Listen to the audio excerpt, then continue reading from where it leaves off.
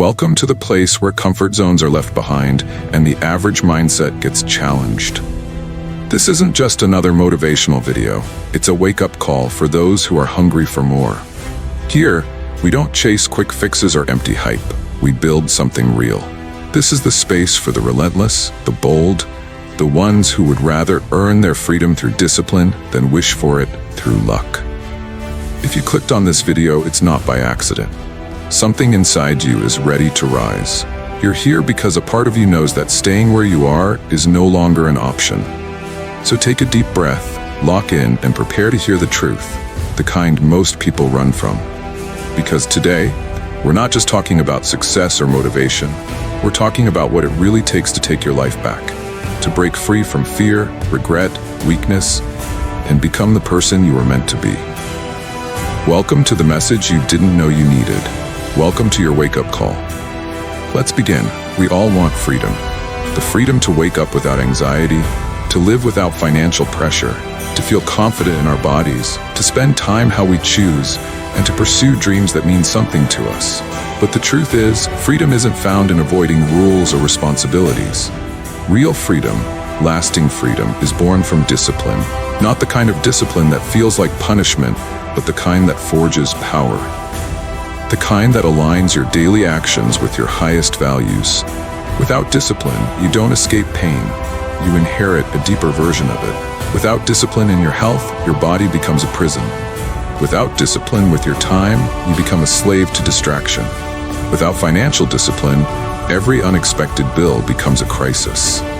And without discipline in your work, your potential slowly withers away while others pass you by. Take Jocko Willink, a former Navy SEAL and leadership expert. He lives by the mantra, discipline equals freedom. Why? Because waking up at 4:30 a.m. to train doesn't just build strength, it gives him total control over the rest of his day. No chaos, no rushing, no regrets. That structure creates space for growth, leadership, and peace. Compare that to someone who wakes up at noon, scrambles to catch up, skips workouts, and overspends on things they don't need. They may feel free in the moment, but long-term they're trapped, and deep down they know it. This leads us to the silent killer of potential, excuses. Excuses feel good in the moment. They sound like, I'm tired, I'll start Monday, I just don't feel ready yet. But excuses are like emotional candy. They satisfy temporarily, but leave you empty. Making excuses for why you're not where you want to be might feel like a defense mechanism, but in truth, it delays your dreams. Consider someone like David Goggins, who went from being overweight and depressed to becoming an ultra-endurance athlete and best-selling author. He had every excuse: abuse, poverty, failure, but he chose ownership instead. He said, if I fail, it's on me. If I win, it's on me.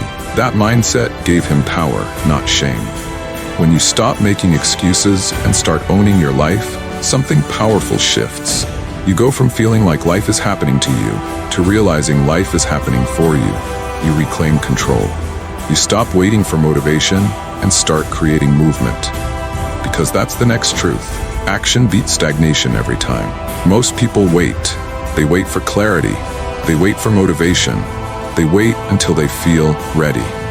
But life doesn't reward the ones who wait. It rewards the ones who move.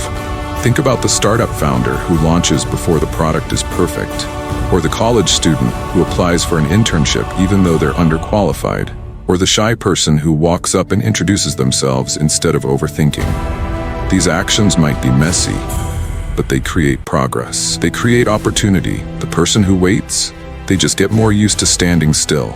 And over time, standing still begins to feel like drowning. So take action, even if it's clumsy, even if you're scared, even if it's the wrong direction. Because at least then, you can course correct. But you can't steer a parked car. Of course, action often comes with discomfort, and that's where many people stop. But pain isn't a sign you should quit, it's a sign you're growing. Growth requires doing hard things, consistently. Not once, not when it's convenient, but over and over.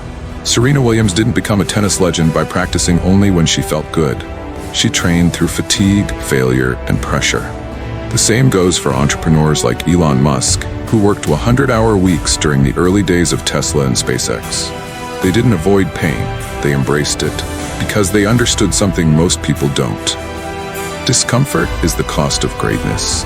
If you want to build resilience, you have to push through when you want to stop. That's how you evolve. Now, let's talk about something deeper: extreme ownership. It's easy to blame circumstances. It's easy to say my boss is toxic, or the economy is bad, or my parents didn't support me. Those things may be real, but here's the truth: blaming doesn't change them. Ownership does. When you take full responsibility for where you are, no matter how unfair, you take back your power. If you believe it's someone else's fault, you're waiting for them to fix it. But if it's your fault, even partly, you can fix it. And that's liberating. That's what separates those who grow from those who stay stuck. It's not about self-blame, it's about self-empowerment. Of course, taking ownership doesn't mean ignoring your emotions. Emotions are important. They give us insight into what matters, what hurts, and what inspires. But emotions are only part of the decision-making equation. If you base every decision on how you feel in the moment, you'll live in constant chaos. Some mornings you won't feel like getting out of bed.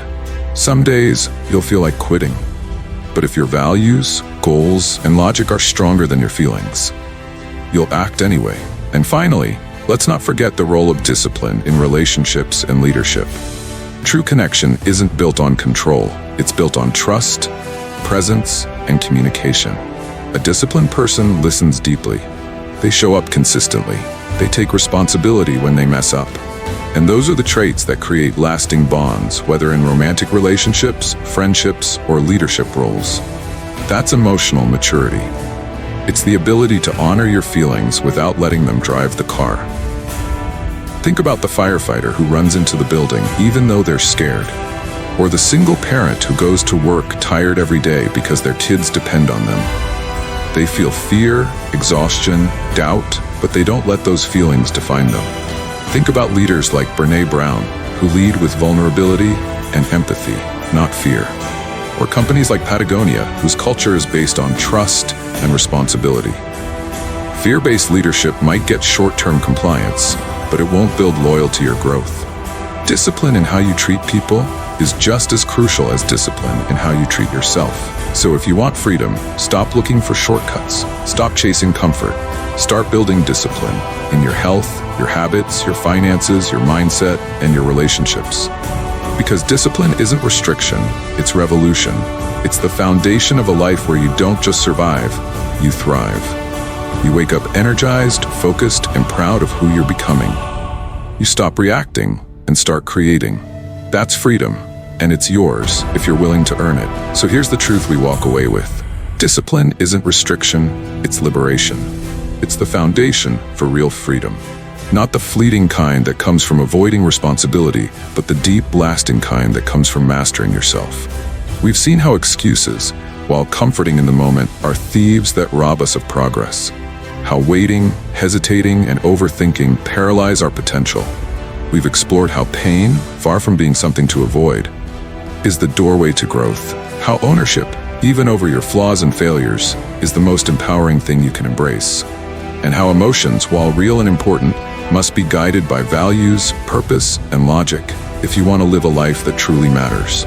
We've talked about leadership, not the kind built on fear or titles, but on empathy, consistency, and integrity. And in every example, every principle, one truth remains: discipline is the key. This isn't about perfection. It never was. It's about the courage to show up, the strength to keep moving, the vision to build a life you're proud of.